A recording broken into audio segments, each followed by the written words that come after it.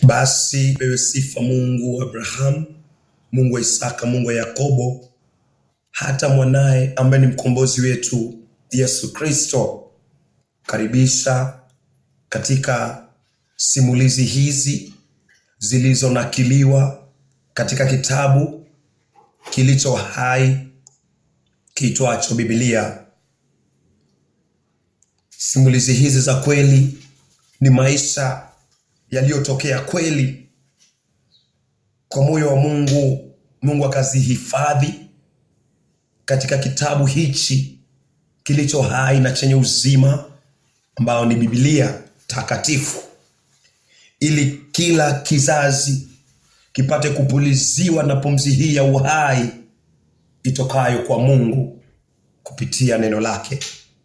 Nakaribisha kila mtoto, kila mzee, kila mama, kila kijana aviviwe na simulizi hizi za kweli katika Biblia takatifu, ambaye ni neno na pumzi na nuru na uhai wa Mungu.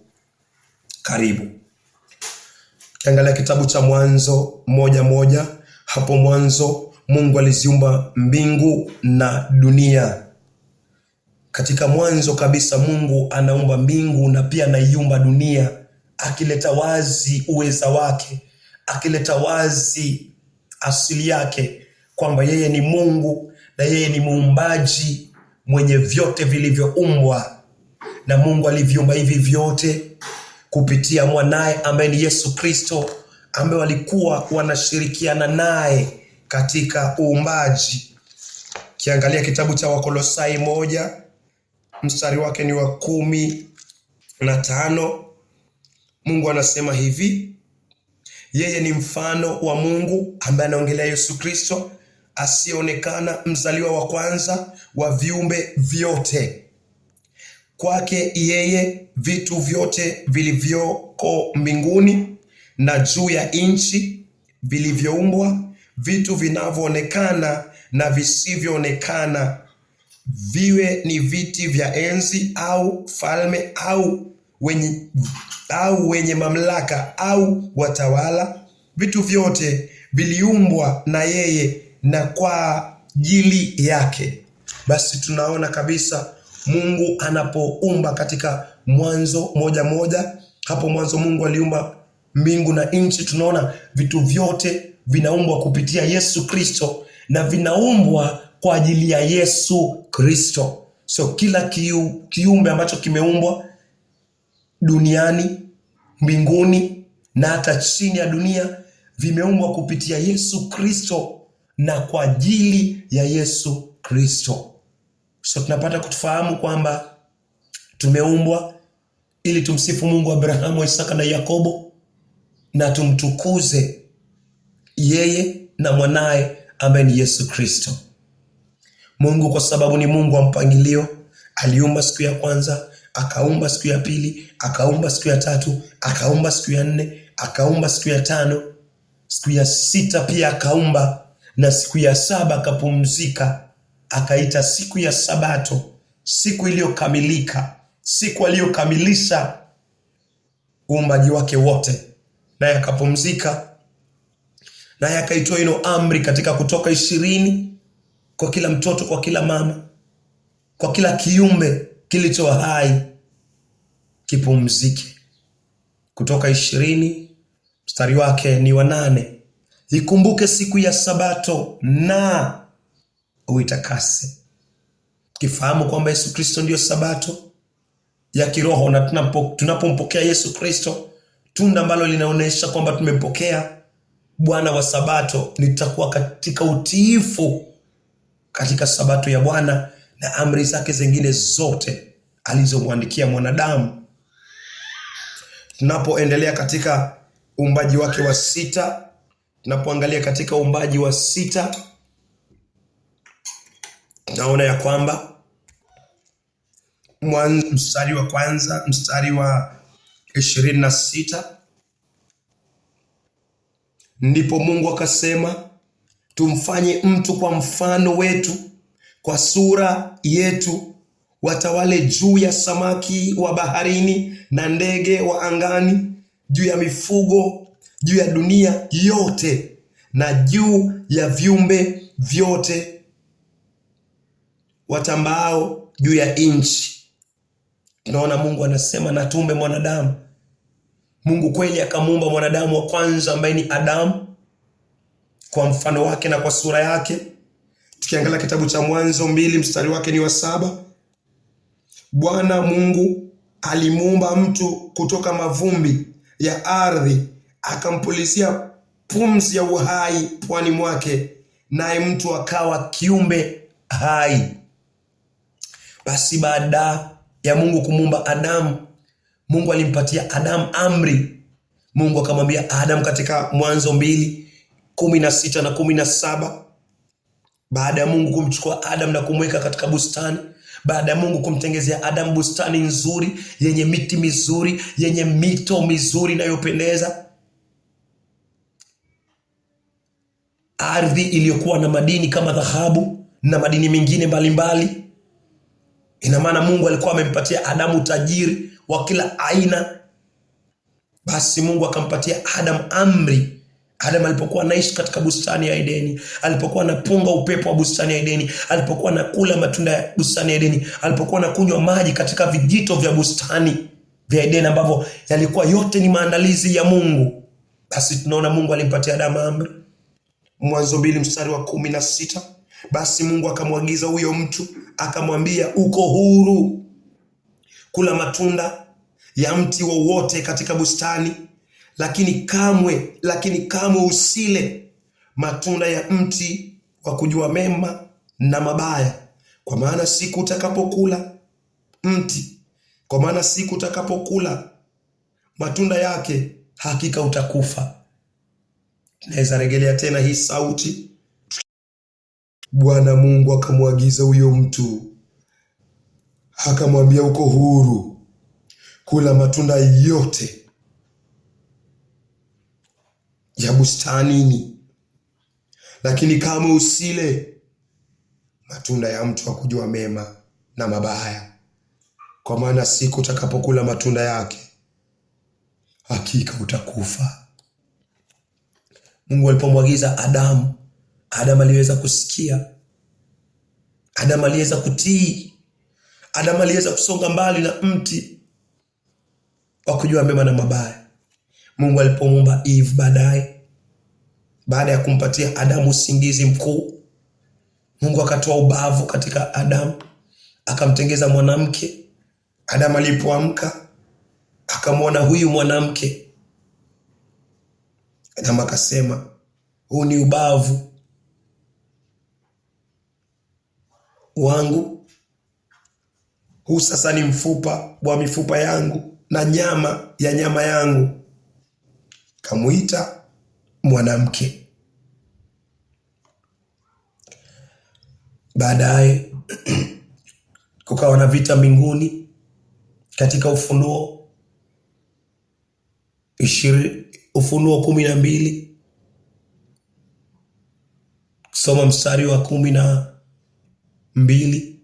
11, kianza mstari wa 7. Kawa na vita mbinguni. Ibilisi na malaika zake wakapigana na Mikaeli na malaika zake. Basi shetani alipokosa nafasi mbinguni akatupwa duniani. Shetani alipotupwa duniani, unajua alifanya nini? Shetani aliingia katika bustani ya Edeni, akaenda akamdanganya mwanamke, akamdanganya Adamu. Mwanamke akanyosha mkono katika mti ambao Mungu aliwaambia msile. Mwanamke akala, na akachukua tunda lile lile ambalo Mungu amemwambia asile, akampatia mume ambaye ni Adamu. Adamu naye akala, macho yake yakafumbuliwa, wakatambua kwamba wako uchi, wakatafuta majani wakaifunika uchi wao, lakini bado majani haikuweza kustiri uchi wao, kwa sababu Mungu alipokuja aliwaambia Adamu, uko wapi? Adamu akasema, Mungu, nimesikia sauti yako nikajitambua kwamba niko uchi, nikaogopa, nikakimbia. Na maana licha ya kuwa alikuwa amejifunika majani, lakini bado hawakuweza kuficha uchi ulio ndani ya mioyo yao. uchi wa kiroho ulibaki wazi. Licha kwa mwili ulikuwa umefunikwa, lakini mioyo yao ilikuwa uchi mbele za Bwana. Na waliona haya, waliogopa, hawakuweza kusimama mbele za Mungu kwa sababu ilikuwa ni kitu cha aibu katika macho ya Mungu. Tuangalie katika maandiko kuanguka kwa mwanadamu. Mwanzo 3 mstari wake ni wa 3. Basi nyoka alikuwa mwerevu kuliko wanyama wote wa porini ambao Bwana Mungu aliwafanya. Nyoka akamwambia mwanamke, eti kweli Mungu amesema kamwe msile matunda ya mti wowote wa bustanini? Mwanamke akamjibu nyoka, tunaweza kula matunda ya mti iliyoko bustanini, lakini Mungu alisema kamwe msile tunda la mti ulio katikati ya bustani, wala kuugusa, la sivyo mtakufa. Shetani akajua kwamba huyu mwanamke ajui mti ambao Mungu amesema wasile. Mungu hakusema msile mti wa katikati. Mungu alisema msile mti wa kujua mema na mabaya.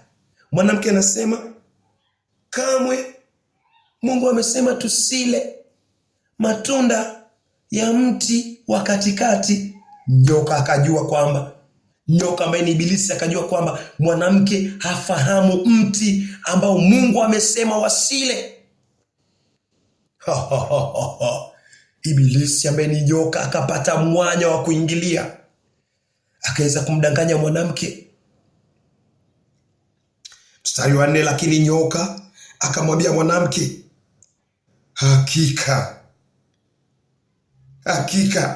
hamtakufa, hakika hamtakufa, kwa maana Mungu anajua ya kuwa wakati mtakapokula, mtakapoyala, macho yenu yatafumbuliwa, nanyi mtakuwa kama Mungu, mkijua mema na mabaya.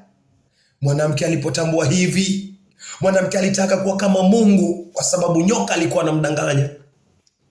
Mwanamke alipoona ya kuwa tunda la mti huo lilikuwa zuri kwa chakula na la kupendeza macho, tena la kutamanika kwa kujipatia hekima, basi akachuma katika matunda yake akala, pia akampa mumewe aliyekuwa pamoja naye akala. Mwanzo 3 mstari wa 3. Mwanzo 3 tumesoma mstari wa 3, tunasoma mstari wa 7. Ndipo macho yao wote wawili yakafumbuliwa, wakajiona kwamba walikuwa uchi, hivyo wakashona majani ya mtini wakajifinika. Baada ya kwenda kinyume na neno la Mungu, Roho wa Mungu aliweza kutoka ndani yao, haki ya Mungu iliweza kutoka ndani yao, utakatifu wa Mungu uliweza kutoka ndani yao, wakajitambua kwamba wako uchi, wakajaribu sana kufinika uchi wao kwa majani. Hii inafananishwa na mtu ambaye yuko katika dhambi, yuko uchi mbele za Bwana na anajaribu, yuko na juhudi ya kufinika uchi wake na haki yake mwenyewe, yuko na juhudi ya kutokiri dhambi zake na kuzitubu na kuziwacha, lakini yuko na juhudi ya kujaribu kufinika uchafu wake, kusema mimi si mbaya sana. Lakini Mungu analeta sura yetu wazi kwamba sisi tumezaliwa katika dhambi na hatufai tena kufinika uchi wetu wa dhambi katika majani. Adamu alijaribu kufinika uchi wake na majani, mkewe pia alijaribu kufinika uchi wake na majani, lakini hawakuweza. Kwa nini? Kiangalia kitabu cha Isaia 59 mstari wake ni wa 5.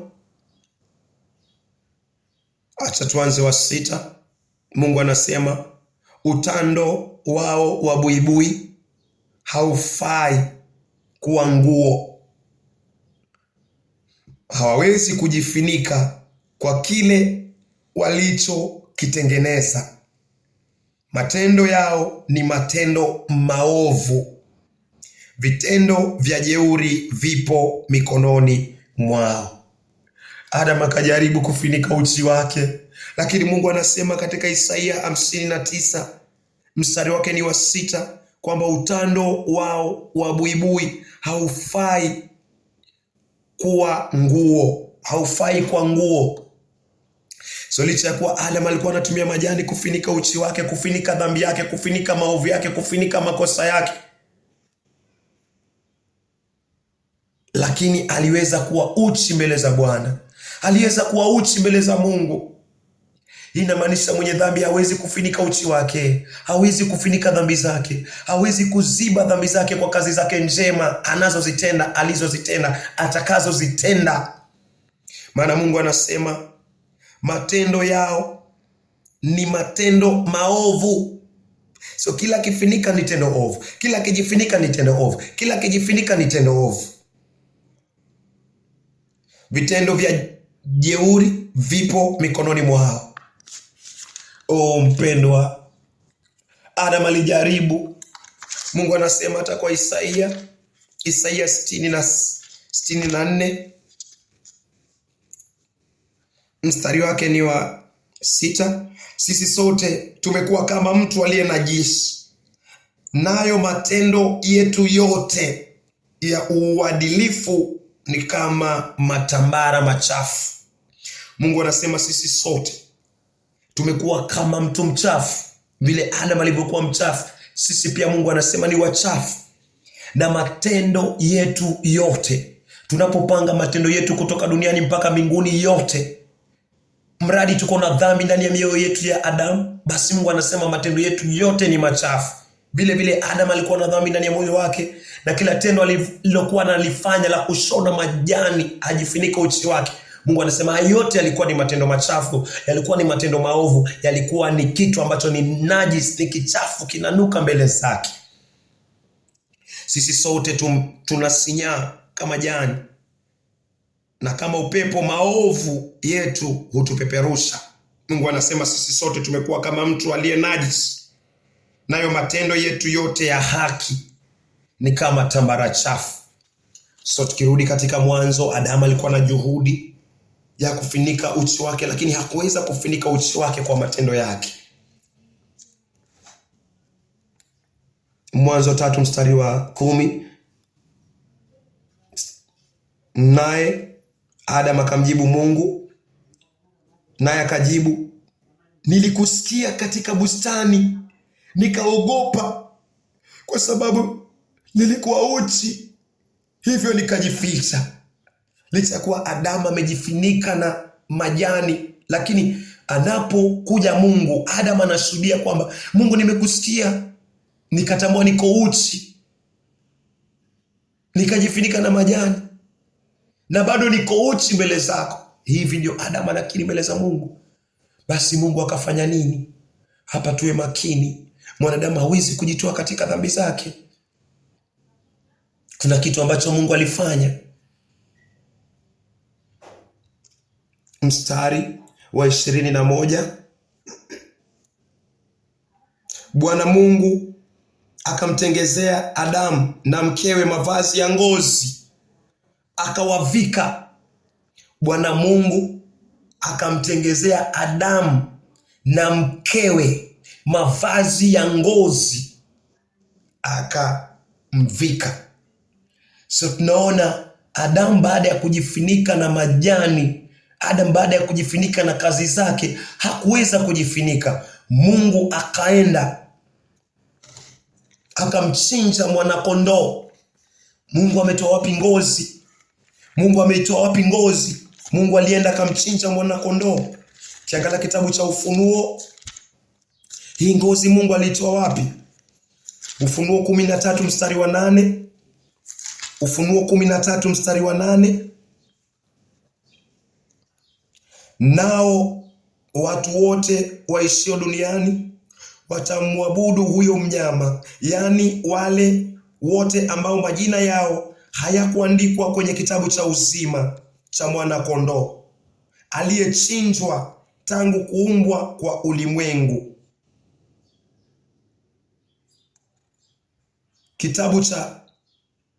Kitabu cha mwana kondoo aliyechinjwa tangu kuumbwa kwa ulimwengu.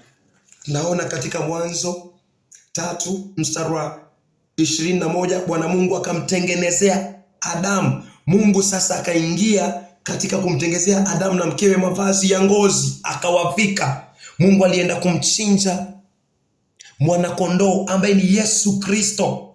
Mungu alienda kumchinja mwana kondoo ambaye ni Yesu Kristo. Damu ya mwana kondoo ikamwagika. Maandiko yanasema katika Waibrania, huyu mwana kondoo Mungu akimchinja ili atafute ngozi ya kumfinika Adamu, ya kufinika dhambi za Adamu. Mungu anasema kuna kitu kilifanyika kwa huyu mwana kondoo. Huyu mwana kondoo alimwaga damu, na kwa sababu sheria ya Bwana inataka ili dhambi ifutwe lazima damu imwagike. So Mungu akienda kumtengezea Adamu na mkewe mavazi, akimchinja mwana kondoo, damu iliweza kumwagika kutoka kwa mwana kondoo, ikaweza kuosha dhambi ya Adamu, ikaweza kuosha dhambi ya Eva, wakaoshwa kwa sababu ya damu ya mwana kondoo. Kiangalia kitabu cha Waibrania 9:22, kwa kweli sheria ya Bwana hudai kwamba karibu kila kitu inamaanisha mwili, kila kitu inamaanisha moyo, kila kitu inamaanisha chombo chochote kile kitakaswe kwa damu, wala pasipo kumwaga damu hakuna msamaha wa dhambi. So Mungu alipotoa ile ngozi kwa mwana kondoo, alihakikisha amemchinja mwana kondoo kwanza. Damu ikamwagika, damu ya Adam ikaoshwa. Bwana Yesu asifiwe. Dhambi ya Eve ikaoshwa. Bwana Yesu asifiwe, kwa damu ya mwana kondoo. Mungu pia alipokuwa anaitoa ile ngozi ya mwana kondoo, alihakikisha kwamba mwana kondoo amechinjwa, kwa sababu mnyama anapochinjwa ndio tunaweza kuchukua ngozi yake, lakini mnyama akiwa hai hatuwezi kuchuna ile ngozi yake, atakimbia. So Mungu alimchinja mwana kondoo, alafu akatoa ile ngozi kwa mwana kondoo. Mwana kondoo alipokufa, kifo cha mwana kondoo kililipa deni ya dhambi ya Adamu. Dhambi ya Adamu ikafutwa kwa sababu sheria ya Mungu ambayo ni neno lake inasema mshahara wa dhambi, katika Warumi 6 mstari wa 23, mshahara wa dhambi ni mauti. Sasa mauti ya mwana kondoo, ngozi ambayo Adamu alijifunika, ilikuwa inaashiria vitu viwili, kwamba kwa damu ya mwana kondoo dhambi ya Adamu imeoshwa, na kwa mauti ya mwana kondoo dhambi ya Adamu imelipwa pamoja na mkewe Eva. Bwana Yesu asifiwe. Basi Adam akapata kutubu. Kutubu ni nini? Kutubu ni kugeuka kwa njia mbaya. Kutubu ni kuiacha mawazo na nia mbaya. Kutubu ni kukiri maovu yako mbele za Mungu na kuachana nayo. Adam alikiri majani. Adam alikiri kazi ya uovu ya majani. Adam na mkewe walikiri maovu yao mbele za Mungu na kuyawacha. Kisoma kitabu cha Ezekieli 18:30, Mungu anasema nitawahukumu nyumba ya Israeli, kila moja sawasawa na njia zake, asema Bwana Mwenyezi. Tubuni, yani rudini, tubuni, geukeni kutoka makosa yenu yote, ndipo dhambi haitakuwa hanguko lenu. So Adamu na mkewe waligeuka kutoka kwa makosa yao, walikiri makosa yao, waliwacha njia mbaya ya ibilisi shetani, wakarudi kwa njia ya Mungu kwa kuvua mavazi ya majani walioitengeza, majani ambayo ni kazi ya uovu wao, ya ufahamu wao, wakayaondoa, alafu wakaweza kupokea damu ya mwana kondoo na hata kifo cha mwana kondoo kwa kupokea ngozi. Kwa hivyo dhambi zao zikaoshwa. Ndio maana leo tukisoma Agano Jipya tunamwona Adamu akiwa katika ukoo wa Yesu Kristo kama mtakatifu aliyesamehewa dhambi kupitia toba na imani ya ile nguo, ya ile vazi la wokovu ambao Mungu alimtengezea Adamu.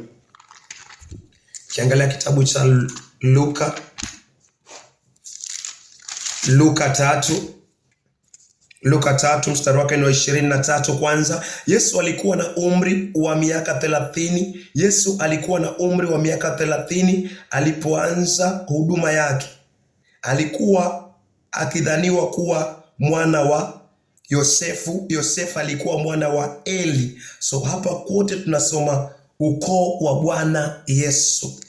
Ukiendelea kusoma Luka 3:23, ukifika mstari wa 38, tunaona Kenani alikuwa mwana wa Enoshi. Enoshi alikuwa mwana wa Sethi. Sethi alikuwa mwana wa Adamu. Adamu alikuwa mwana wa Mungu. Tunaona Adamu anakumbukwa katika ukoo wa Yesu Kristo kama mwana wa Mungu, kama ndugu katika imani na Yesu Kristo, na pia ndugu katika mwili pamoja na Yesu Kristo. Yesu pia anaitwa mwana wa Adamu. Mwana wa Adamu kimaanisha alikuja kwa njia na ukoo wa Adamu na njia ya mwanadamu kwa mwili ulio wa dhambi. Naona basi Adamu alivikwa vazi. Angalia Isaia 61 mstari wa 10. Isaia 61 mstari wa 10. Hili vazi la ngozi Mungu analieleza ni wokovu. Ni vazi la wokovu ambalo Mungu anataka mimi na wewe tuweze kuvishwa vazi hili. Isaia 61 mstari wake ukiwa ni wa 10. Ninafurahi sana katika Bwana, nafsi yangu inashangilia katika Mungu wangu, kwa maana amenivika mavazi ya wokovu na kunipamba kwa joho la haki. Amenivika kwa vazi la wokovu.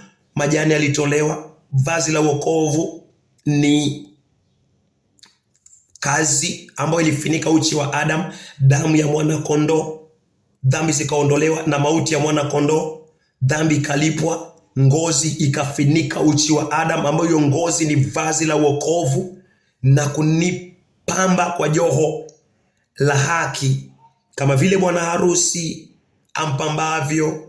apambavyo kichwa chake kama kuhani, na kama bibi harusi ajipambavyo kwa vito vyake vya thamani.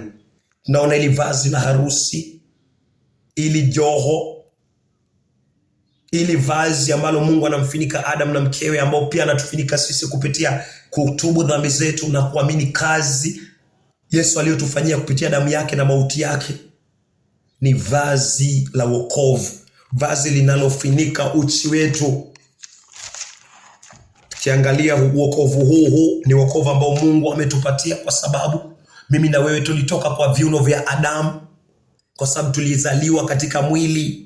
Warumi 5 mstari wa 12, Mungu anasema, kwa hiyo kama kwa mtu mmoja dhambi iliingia ulimwenguni kwa mtu mmoja, na kwa dhambi hiyo mauti. Kwa hiyo mauti ikawafikia watu wote, kwa sababu wote wamefanya dhambi. Dhambi ikatoka kwa Adam alipoitenda, ikaingia kwa mioyo yetu, kwa sababu sote Adam alipokuwa anatenda dhambi tulikuwa kwa viuno vya Adamu. Tukapokea hiyo dhambi ya Adamu, tukawa wenye dhambi, tukawa watoto ambao wakizaliwa tayari wako na mbegu ya dhambi, kwa sababu dhambi iliingia ulimwenguni kupitia mtu mmoja ambaye anaitwa Adamu. Kiangalia Zaburi 51 mstari wa 5, mama yangu alinichukua mimba nikiwa dhambini. Hivyo ndo Mungu anasema kwamba mimi na wewe ni warithi wa dhambi kupitia dhambi ambao Adamu aliyoitenda. Licha kuwa Adamu alipata msamaha wa dhambi, lakini kile kinachozaliwa na mwili ni mwili, na kile kinachozaliwa na roho ni roho. Sisi sote tukizaliwa, mpendwa, tunazaliwa kwa mwili. Ndio maana tunazaliwa katika dhambi. Ndio maana Yesu hakuisha kutuonya, na akisisitiza kwamba mwanadamu anapaswa azaliwe mara ya pili, kwa sababu tulipozaliwa mara ya kwanza tulizaliwa kimwili, na basi tukazaliwa wenye dhambi. Na basi Mungu anatuita ili tukiri dhambi zetu, tuzitubu, ili Mungu aweze kutufinika na ngozi ya mwanakondoo ambaye ni Yesu Kristo kama vile alivyotufunika. Bwana Yesu asifiwe. Ukiangalia kitabu cha Zaburi 51 mstari wake ni wa 5. Hakika mimi nilizaliwa mwenye dhambi tangu nilipotungwa mimba kwa mama yangu. Hakika mimi nilizaliwa mwenye dhambi tangu nilipotungwa mimba kwa mama yangu. Mimi na wewe ni wenye dhambi. Yesu anasema Yohana 3 mstari wa 3. Amini nakwambia, mtu asipozaliwa mara ya pili hawezi kuona ufalme wa Mungu. Mungu anakuita, Mungu ananiita. Anakwambia tubu dhambi zako. Ananiambia geuka kwa njia mbaya. Anakwambia zitubu dhambi zako. Kiangalia kitabu cha Mathayo 4 mstari wake ni wa 17. Tangu wakati huo Yesu alianza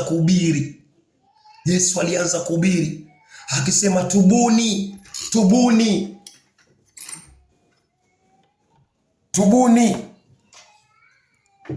kwa maana ufalme wa mbinguni umekaribia.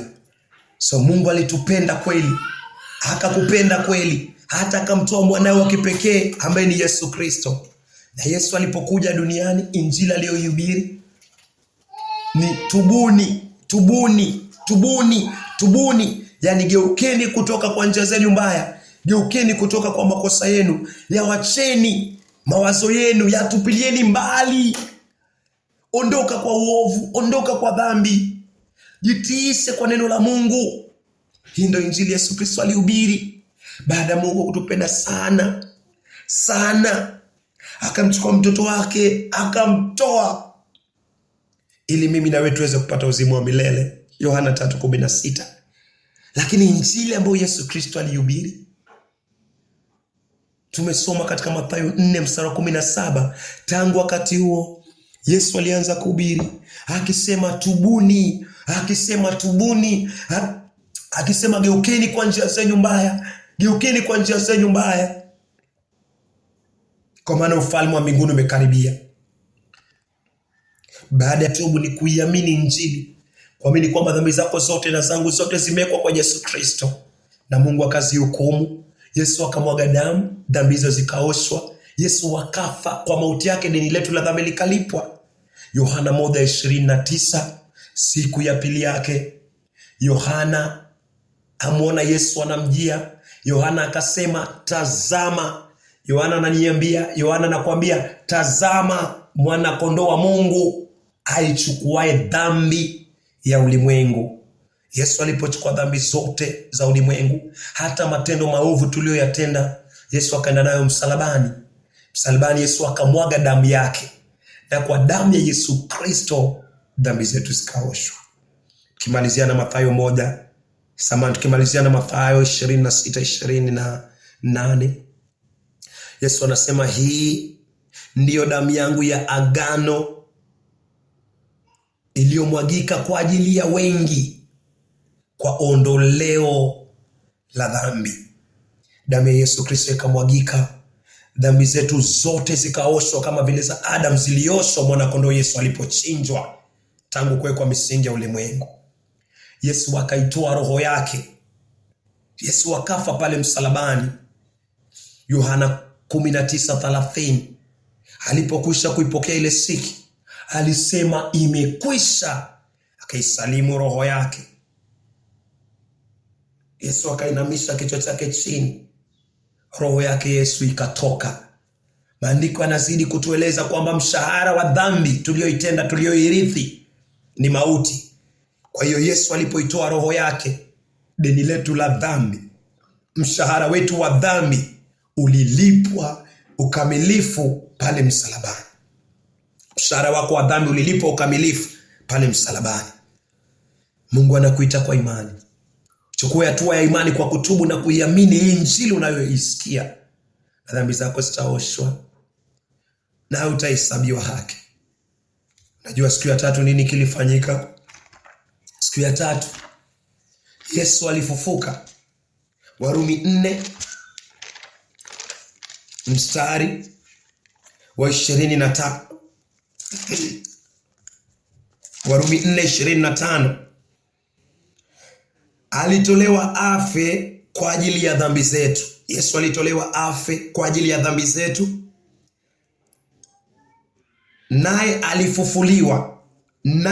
alifufuliwa kutoka mautini ili tupate kuhesabiwa haki. Yesu alitolewa afe na Yesu akafufuliwa kutoka mautini ili mimi na wewe tupate kuhesabiwa haki. Na hili ndio vazi linalofunika dhambi zetu. Hili ndio vazi la ngozi linalofunika uchi wa dhambi zetu. Maandiko yanasema hivi katika Warumi 4:6, Daudi pia alisema vivyo hivyo aliponena juu ya baraka za mtu ambaye Mungu humhesabia haki pasipo matendo yake. Mungu anasema mtu amebarikiwa ni nani? Ni yule ambaye Mungu anamhesabia haki. Warumi 4:6, pasipo matendo yake yoyote, pasipo matendo yake ya kutengeza vazi la majani kama Adamu, pasipo tendo lake lolote lile zuri ama baya ambalo amelitenda. Mungu anasema tuje pale msalabani. Mungu anasema kwa kukiri na kuzitubu na kuziwacha dhambi zetu, tuweze kuiamini damu ya Yesu Kristo, kwamba dhambi zetu ziliwekwa kwa Yesu Kristo. Mungu akazihukumu na damu ya Yesu Kristo ikaziosha, ili tuweze kufunikwa na hili joho, na hili vazi la wokovu ambao ni ngozi, ambao ni utakatifu, ambao ni haki, ambao ni uzima wa milele katika Kristo Yesu. Daudi pia alisema vivyo hivyo aliponena juu ya baraka za mtu ambaye Mungu mhesabia haki pasipo matendo yake. Mstari wa 7, Warumi 4:7, wamebarikiwa wale ambao wamesamehewa makosa yao, ambao dhambi zao zimefinikwa.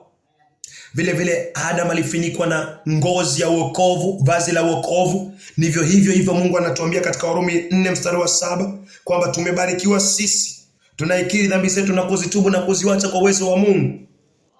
Wamebarikiwa wale ambao wamesamehewa makosa yao, ambao dhambi zao zimefinikwa na nini? Na vazi la wokovu, na ngozi iliyotolewa kwa mwana kondoo baada ya mauti yake na kumwaga damu yake.